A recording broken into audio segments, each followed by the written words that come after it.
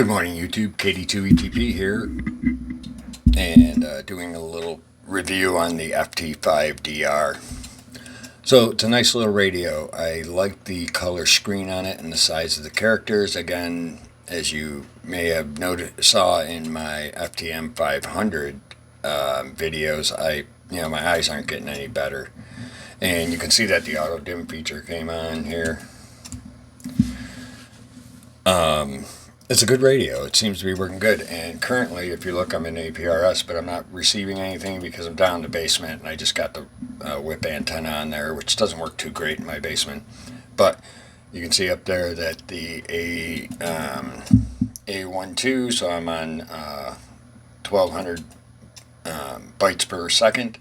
And then you can see the flashing satellite symbol there, which is showing you that the GPS is on. The SD means I got an SD card in there, which you put in the side here. I'll show you that quick. So this is your charging port for the wall wart. This is your SD card, and this is your USB to connect it to a computer to do updates and programming and whatnot. And also that's where the camera mic goes, which I have right here. This is the Yaesu camera mic.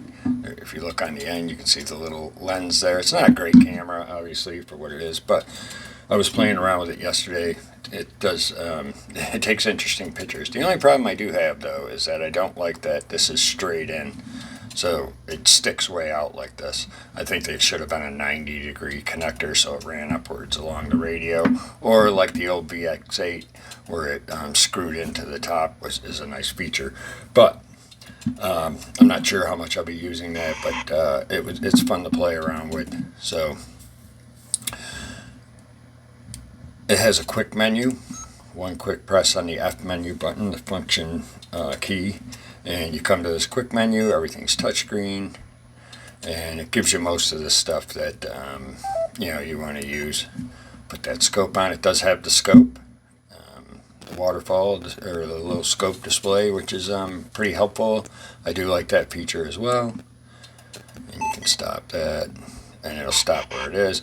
But another thing about this, if you get a signal, you can push on it, and you see it automatically goes to where I pushed on there. So obviously I wasn't receiving anything, but anyways, I just wanted to show you that if you do see a signal on the waterfall here, you can just push and it'll go to where that is, within reason. If you got chunky fingers, which I don't know, I guess mine are a little bit, it's hard to get exactly where it is, but then you'll be closer anyways. So let's go back here. So I'll push the F menu button. Oop, again. Oop, back. I'm sorry. Yep, go back, and then back brings you to wherever you were before. So this is just a quick menu list again, and there's some stuff on there. This is not. This part of it is not programmable, so you can't change these. It is what it is. As far as I know, I didn't read anything in the manual that said that it was. But most of the stuff that you want is there. If you long press the F menu button, you get to the more extensive menu. Now these are, you select the one that you want, and you can see I can go back here, and you can see how using the knob lights it up in red. And so then once you get it to where you are, there's sub-menus underneath there that you can select different things for. So then you would press your F menu, and this one in particular is the USB camera, and so you can change some of these settings.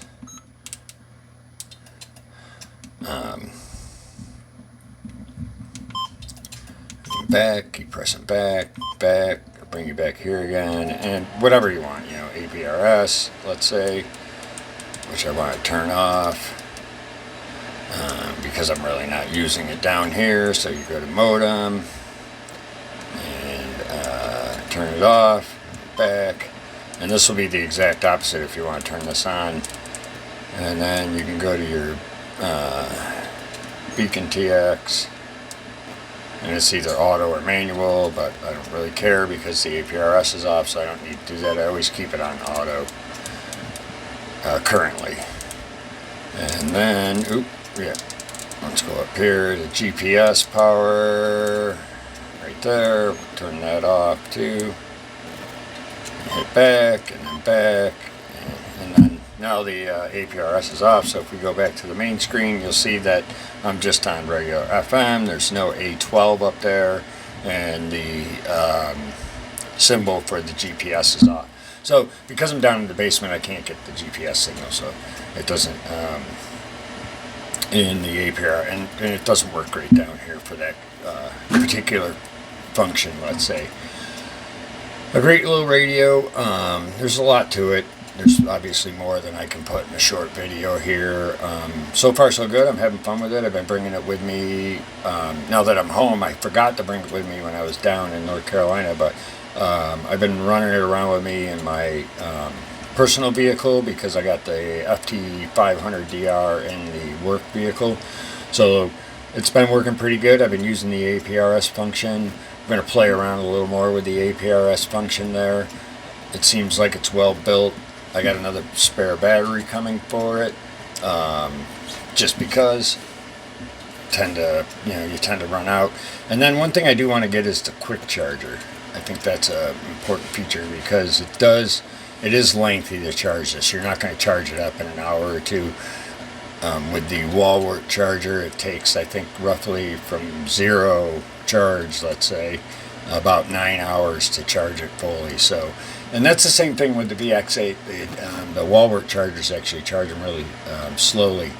And another thing, and I wish they would change this, is that I'm not sure you can run this off of I know they make a car charger that you can put on this, but I think it's just a charger. You can't run the radio off it. And that's something I had an issue with on the VX8 and other radios of theirs, is that I wish that they made it so that when you have it plugged in, you could actually run the radio off of the wall wart or the car charger, let's say.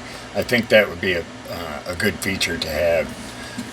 So, as of right now, I don't have a lot of experience with it. I just got back into town. I just been playing with it the last couple of days, but I am enjoying it. And one other thing that comes with this style of clip for clipping it to your belt, but you can take this back part off and put it on the battery just like their old style. But I like the idea of this quick release one. I like the fact that it doesn't stick out the back and it just slides in. So you can do that and then click, and now that's on there. And then you just push this button here, release, and it comes right out. It is a nice clip system. I do like that better than having it on the battery itself. Personally, everybody's got their own preference there, but obviously it does have the dual bands, A and B, and then you just quick between them which one you want to transmit on. Push and hold, and then it goes to one, or give you the information about the frequency that you're on. It does do the digital, the fusion, and you can see that here. So one thing I do like about both of these radios, the ft500 and this 5DR, is that if you look up here, you see the FM, and then it's got the line above it. So what that means is, regardless of whether it's a digital, it'll automatically select the mode for instance, the repeater that you're on. This is a local repeater near me. So that's a nice feature. You don't have to have it that way. If you hit this, let's see, let me go back here. I forget which one it is. Anyways, you don't have to have it that way. You can see right now I'm in the digital narrow, and but you can have it in the auto. And so right now it's digital narrow, but it doesn't have a line above it. Let me go back here. So, boy, I forget. Like I said, I'm new to this, so I've just been playing around with it. But anyways, it will automatically select fusion or or just regular FM. So back here. And then I do like that feature. And it does, like the ft5dr, have your primary memory groups. And it shows it down here. And and you can see that it came up. So something was going on 3. And it's monitoring all 5 of these. You see that went up. So if I hit this one, because I think I... No, I don't have the one. Okay. So you can see they light up, and that's your primary memory group, and that can be changed the same way as the ft5dr, where you put it on a frequency and then you just push this button and it'll add it to the list. You only get 5, so if you do that and you already have 5, it'll delete one of them. But I do like that feature. I like that it monitors them, and if it sees a signal, it'll come up even if you're not on that one. It's again another nice feature of both of these radios. Well, anyways, that's some of the features of this radio. There's obviously a lot more, and we'll get into some more of it later. But I just wanted to give you my quick review on it. I do like it. I have been playing around with it. I'll be using it, having it mobile with me most of the time when I'm not in my work van, because obviously in the work van I don't need it. I got the ft5dr. So, but when I'm in my own personal vehicle and whatnot, the Jeep, like you've seen in some of my videos, I will be using this. So, well, that's it for this one. We'll get into some of the features, more extensive features. We'll play around with the APRS and stuff like that later and show you some of them, the screens and everything, or displays and screens and everything that come up with them. But yeah, it's a nice radio. Oh, so your squelch is over here. You just push the button and then you... Oh, sorry. Let me do this. Yep. So... And that's one thing. I wish this actually controlled the volume and stuff, but this one actually controls the VFO, let's say, and then you push, and then the bottom, or this second lower dial, sub dial, controls the volume. And then over here, if you push this, you see how that turned to yellow, and you only got a second, so you got to do it fast here. Let me see. So you can see the underneath here, the yellow. That's the squelch going up and down, and then you just let it go. It'll go back on its own, and now it's volume again, and then that sub dial works the volume. I don't know, maybe if you push the button and then this one was a multi button, but I guess it just takes some getting used to using the sub dial. But I don't think that's much of an issue. I think over time I'll get used to using that, and I shouldn't have any issue, and I don't think any of you will either. But anyways, again, a beautiful radio. It does got the monitor button there, and you know, your PTT and your power button. And that's it. That's it in a nutshell. KD2 ETP 73.